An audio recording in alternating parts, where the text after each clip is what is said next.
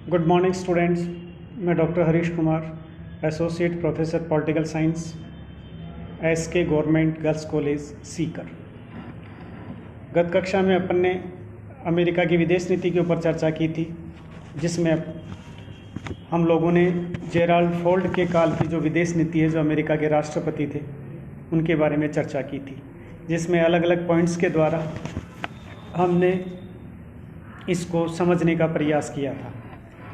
जिसमें हमने Gerald fold के समय में अमेरिका का वियतनाम के प्रति क्या रवैया था, उसके बारे में अपन ने चर्चा की थी। जिसमें अपन ने देखा था कि फोर्ड के कार्यकाल में पश्चिमी जो वियतनाम था उसने आत्मसमर्पण कर दिया था, और इससे अमेरिका को भी अंतर्राष्ट्रीय स्तर पे करारी हार का सामना करना पड़ा था।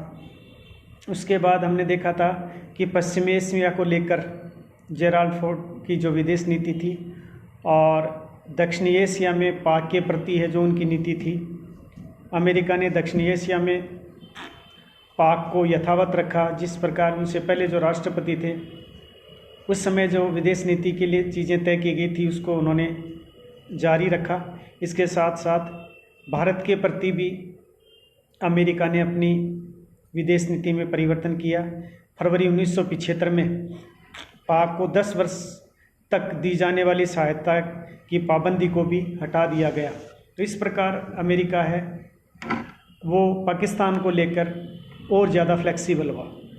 उसके बाद चीन के प्रति भी जो अमेरिका की विदेश नीति है जेराल्ड फोल्ड के समय में, वो है कि चीन के साथ भी संबंधों को बढ़ाने का प्रयास है वो जारी रखा गया, और संबंधों को और भी ठीक करने का प्रयास किया गया। इसके बाद में जेराल्ड फोल्ड के बाद जो राष्ट्रपति बने हैं जिमी कार्टर की विदेश नीति के बारे में आज हम चर्चा करेंगे।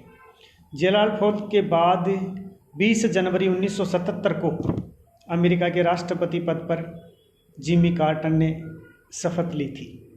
सबसे पहले हम ये देखेंगे कि जिमी कार्टर के राष्ट्रपति बनने के बाद पश्चिमी एशिया के प्रति अमेरिका की विदेश नीति किस प्रकार की रही।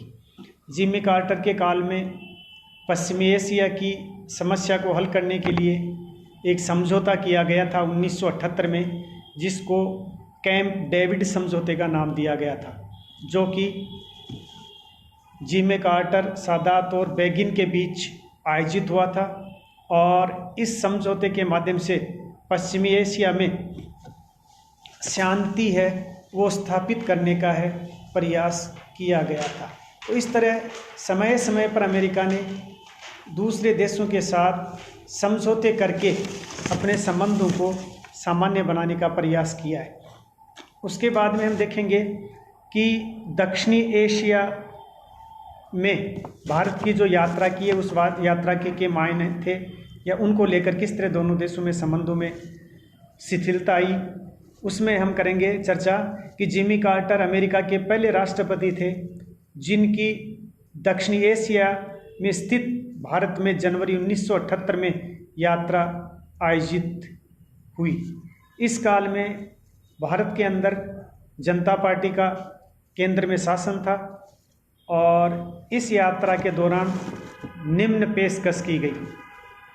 पहली बात थी उसमें तारापुर परमाणु भट्टी के लिए यूरेनियम की आपूर्ति देने की बात कही गई। दूसरा, नाभिकीय अस्त्रों के विस्तार को रोकने के बारे में भी चर्चा हुई। उस समय भारत के प्रधानमंत्री थे मोरारजी देसाई, उन्होंने भी जून 1978 में वाशिंगटन की यात्रा की। इस प्रकार दोनों देशों के बीच विचारों का कुछ बातों को लेकर आदान प्रदान हुआ। इसके बाद हम देखेंगे कि जिमी कार्टर के समय तृतीय विश्व के प्रति उनकी नीति क्या रही है। इसमें हम देखेंगे कि जिमी कार्टर ने अपने दृष्टिकोण में परिवर्तन किया और तीसरी दुनिया के विकासशील राष्ट्रों के साथ संबंधों को भी सुधारने का प्रयास किया, जिसमें हम लैटिन अमेरिका, ब्राज़ील, वेनेजुएला आदि राष्ट्रों की सफल यात्राओं की चर्चा कर सकते हैं, जो कि वियतनाम को उस समय यूएन का सदस्य भी बनाया गया।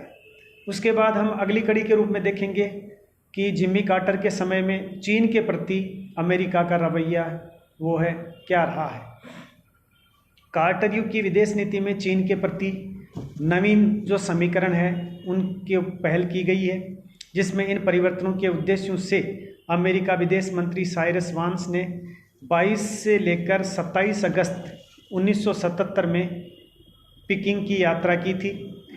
इस यात्रा में ताइवान का मतभेद हालांकि बरकरार रहा था।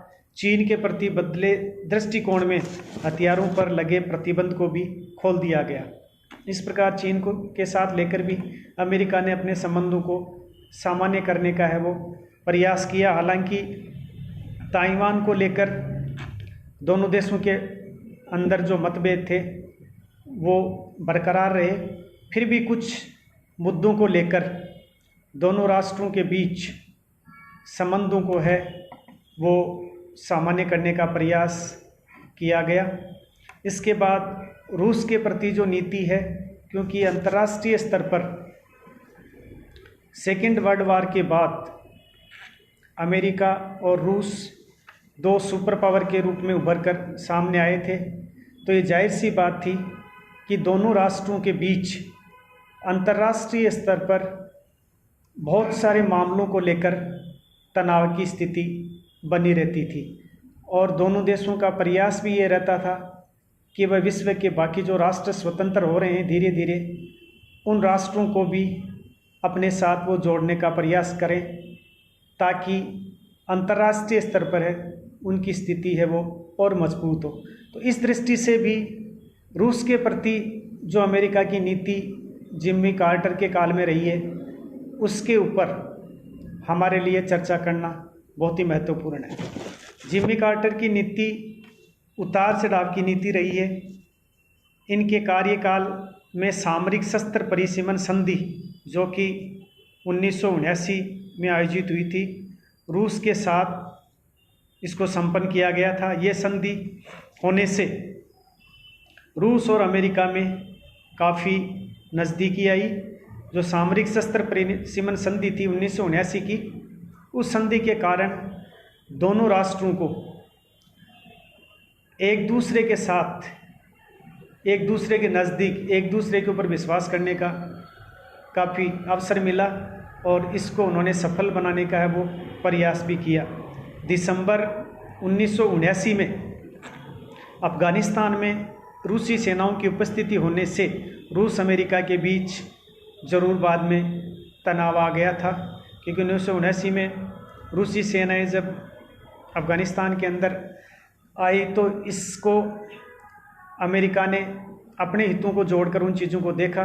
इन चीज़ों को लेकर ज़रूर दोनों देशों के बीच में कुछ तनाव की स्थिति पैदा हुई। Thank you students.